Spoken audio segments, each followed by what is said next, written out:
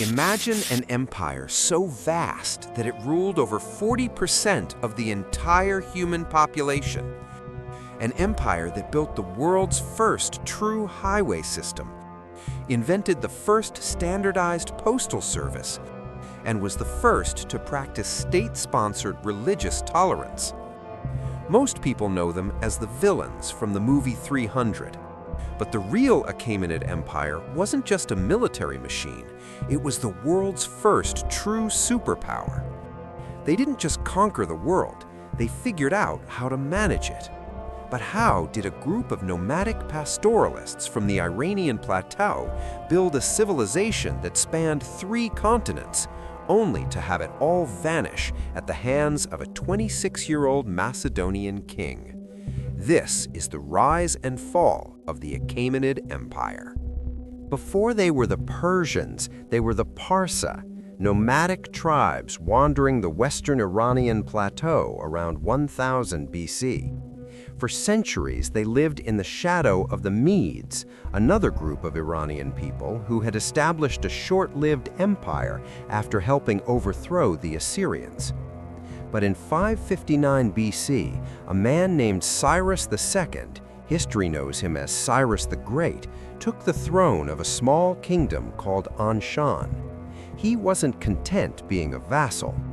In 553 BC, he revolted against his grandfather, the Median king Astyages.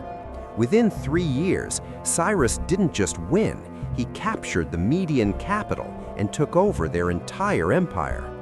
This wasn't just a change in leadership, it was the birth of a new kind of world order. Cyrus the Great was built different. Most ancient conquerors left a trail of salt and rubble. Cyrus left a trail of restoration.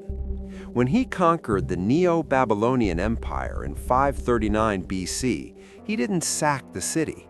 He marched in and presented himself as a traditional Mesopotamian monarch. He freed the people of Judah from their exile and even authorized the rebuilding of the Second Temple in Jerusalem. This became the Achaemenid blueprint, rule through tolerance, not just terror. When Cyrus died in battle in 530 BC, his son Cambyses II took over. He added Egypt to the map, making the Achaemenids the masters of the entire Near East. But things got messy after his death. A mysterious figure named Gumata, who many claimed was an impostor, seized the throne. Enter Darius the Great. He overthrew the impostor and spent the first years of his reign quelling revolts across the kingdom. Once he secured the crown, Darius transformed the empire from a collection of conquests into a finely tuned machine. He divided the empire into 20 to 30 satrapies or provinces. Each satrap acted as a regional governor, but they were watched closely by royal inspectors known as the eyes and ears of the king. To keep the money flowing, Darius standardized coinage with the gold daric and revolutionized the economy. But his biggest achievement, the Royal Road. It was a 2,500-kilometer highway from Susa to Sardis. They had relay stations with mounted couriers who could deliver messages across the empire in just 15 days. Herodotus famously wrote that neither snow, nor rain, nor heat stays these courageous couriers. If that sounds familiar, it's because the U.S. Postal Service still uses that motto today. But every superpower eventually meets its match. For the Persians, it was the Greeks. Darius launched an invasion in 490 BC to punish Athens for supporting a revolt in Ionia. He was stopped at the Battle of Marathon. 10 years later, his son Xerxes I tried again with a massive force. This is the era of the legendary battles, Thermopylae, where 300 Spartans stood their ground, and Salamis, where the Greek navy dealt a crushing blow to the Persian fleet. Xerxes eventually retreated, and the Persians lost their foothold in Europe. After Xerxes, the empire entered a long, slow decline. It wasn't immediate, There were periods of peace, like the 45-year reign of Artaxerxes II, who was the longest reigning king and built massive monuments at Persepolis and Ecbatana. But the court was rotting from the inside. We're talking about a world of constant intrigue, where kings were poisoned by their own eunuchs. By the time Darius III took the throne in 336 BC, a new threat was rising in the West: Alexander the Great.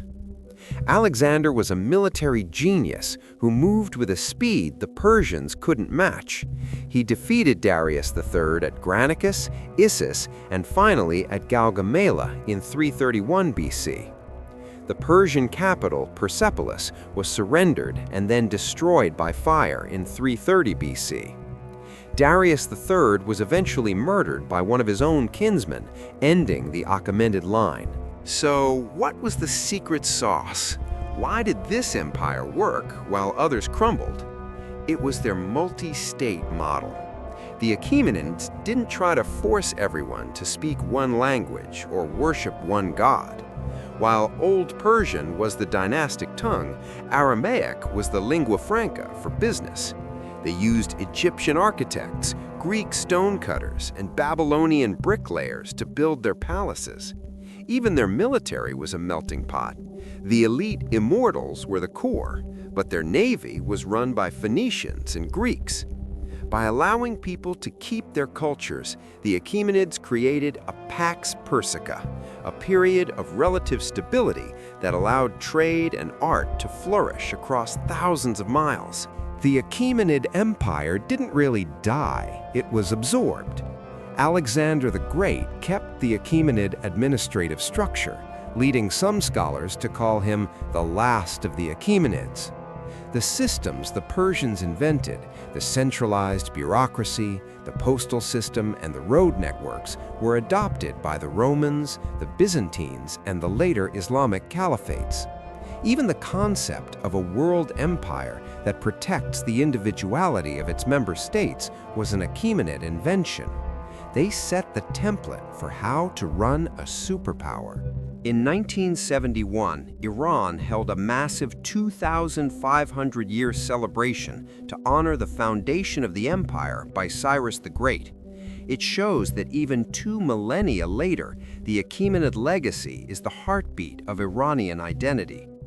They were more than just the antagonists in a Greek history book. They were the world's first attempt at a global civilization.